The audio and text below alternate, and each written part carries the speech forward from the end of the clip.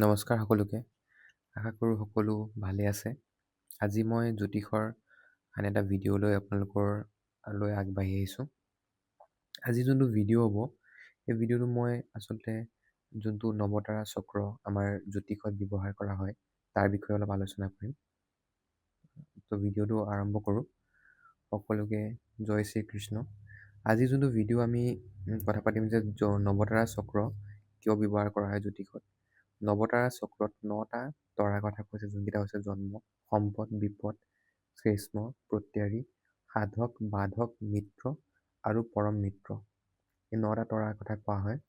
এই তৰাকেইটাৰ মেইনলি ব্যৱহাৰ কৰা হয় আপোনাৰ যোনটো জন্মচক্ৰ থাকে। জন্মচক্ৰৰ যোনটো নক্ষত্ৰত জন্ম হৈছে ব্যক্তিজন, সেই ব্যক্তিজনৰ জন্ম নক্ষত্ৰৰ পৰা এই 9টা তাৰাক 28টা নক্ষত্ৰক এই 9টা তাৰা ভাগ কৰা হয়। আৰু এই 9টা তাৰাৰ বহুত বেছি মানে ব্যৱহাৰ আছে জ্যোতিষত। প্ৰথম ব্যৱহাৰটো হৈছে আপুনি যিকোনো কৰ্ম আৰম্ভ কৰোঁতে সদায় জন্ম নক্ষত্ৰ, সম্পদ মানে আপোনাৰ যোনটো নক্ষত্ৰ পৰিব, যেনেকৈ আপুনি যদি মৃগশিৰা নক্ষত্ৰত যদি জন্ম হৈছে, তাৰ পাছৰ যোনটো নক্ষত্ৰ আদ্ৰা নক্ষত্ৰ, সেইটো আপোনাৰ কাৰণে সম্পদ নক্ষত্ৰত পৰি গৈছে।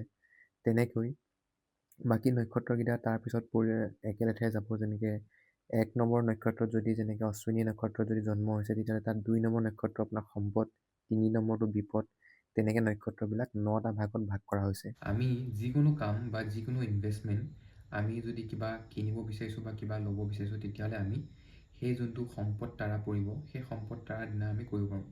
তেনেদৰে আপোনাৰ কেইটামান তাৰা ভাল কেটেগৰীত মানে পৰে। যেনেকৈ হৈছে আপোনাৰ জন্ম তাৰা, সেই দিনটো সেই নক্ষত্ৰৰ দিনটো আপোনাৰ কাৰণে শুভ। তাৰপিছত সম্পদ তাৰা, সেই দিনটো আপোনালোকৰ কাৰণে শুভ।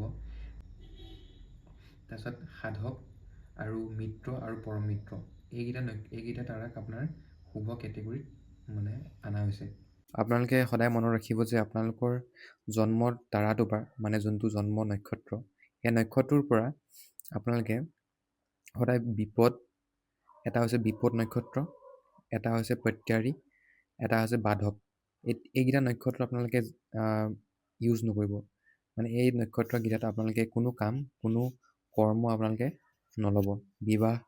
যিকোনো কৰ্ম, যেনিবা বিবাহ বা কিবা ভাল কৰ্ম, কিবা ইনভেষ্টমেণ্ট আপোনালোকে যদি আৰম্ভ কৰিব বিচাৰিছে, তেতিয়াহ'লে এই নক্ষত্ৰকেইটা বাদ দি পেলাই আপুনি বাকী যোনকেইটা নক্ষত্ৰ আছে, সম্পদ, সাধক, সেইকেইটা নক্ষত্ৰ আছে, সেইকেইটা ব্যৱহাৰ কৰিব পাৰে। তো যোনটো জন্ম নক্ষত্ৰ, সেই দিনটোত সেই নক্ষত্ৰটো আপোনাৰ জন্ম হৈছে, তেতিয়াহ'লে তাৰ অধিপতি যোনটো গ্ৰহ হ'ব, সেই বাকী গোটেইকেইটা নক্ষত্ৰ এটাতে পৰিব। যেনেকৈ যদি আপোনাৰ মৃগশিৰাত যদি জন্ম হৈছে, তেতিয়াহ'লে মংগল অধিপতি গ্ৰহ বনিছে।